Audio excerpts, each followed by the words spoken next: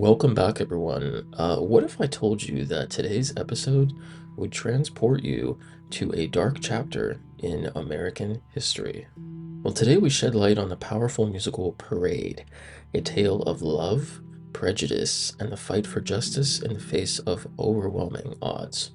Parade is a musical with a book by Alfred Urey and music and lyrics by Jason Robert Brown.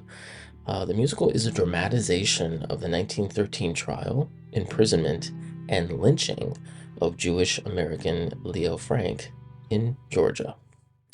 The musical dramatizes the 1913 trial of Jewish factory manager Leo Frank, who was accused and convicted of raping and murdering a 13-year-old employee, Mary Fagan. The trial, sensationalized by the media, aroused anti-Semitic tensions in both Atlanta and the U.S. state of Georgia. When Frank's death sentence was changed to life in prison by the departing governor of Georgia, John M. Slayton, Leo Frank was transferred to a prison in Milledgeville, Georgia, where a lynching party seized and kidnapped him. Frank was taken to Fagan's hometown of Marietta, Georgia, and hung from an oak tree. The events surrounding the investigation and trial led to two groups emerging: the revival of the defunct KKK and the birth of the Jewish civil rights organization, the Anti-Defamation League, also known as ADL. The musical story concludes that the likely killer was the factory janitor Jim Conley, the key witness against Frank at the trial. The villains of the piece are the ambitious and corrupt prosecutor Hugh Dorsey, later would become the governor of Georgia and then later a judge, and the rabidly anti-Semitic publisher Tom Watson, who was later elected a U.S. Senator. The musical premiered on Broadway at the Vivian Beaumont Theater at Lincoln Center in December of 1998, playing for a limited run of 85 performances.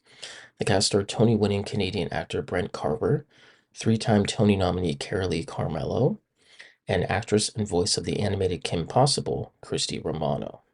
The first major production in the United Kingdom played at the Donmar Warehouse in September of 2007, starring Olivier Award-winning actress Laura Pulver, British film and theater actor Bertie Carvel, Irish actress and singer Jane Weisner, and British actor, dancer, and singer Stuart Matthew Price.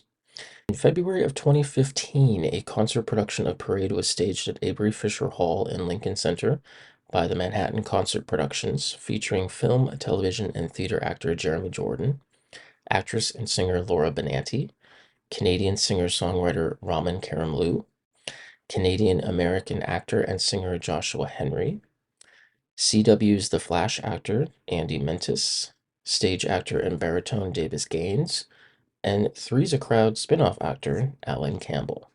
Now, it would take 25 years before Broadway would see a revival at the Bernard B. Jacobs Theater in March of 2023, running for 169 performances and starring Dear Evan Hansen's Ben Platt and Tony nominee Michaela Diamond. Despite members of the neo-Nazi group National Socialist Movement protesting outside the theater on opening night, the revival did go on to receive mostly positive reviews and was nominated for 6 Tony Awards, winning 2, including Best Musical Revival. Now, I can confirm in January of 2025, a national tour of Parade's 2023 production will open at Proctor's Theater in Schenectady, New York, with an official opening at the Orpheum Theater in Minneapolis, Minnesota. Gang, Parade is a challenging and thought-provoking piece that leaves a lasting impression. It not only reminds us that the fight for justice is a constant struggle, but compels us to question our own biases and fight for a more tolerant world. Until next time, remember, even the darkest chapters hold lessons for the future, and the fight for justice never truly ends.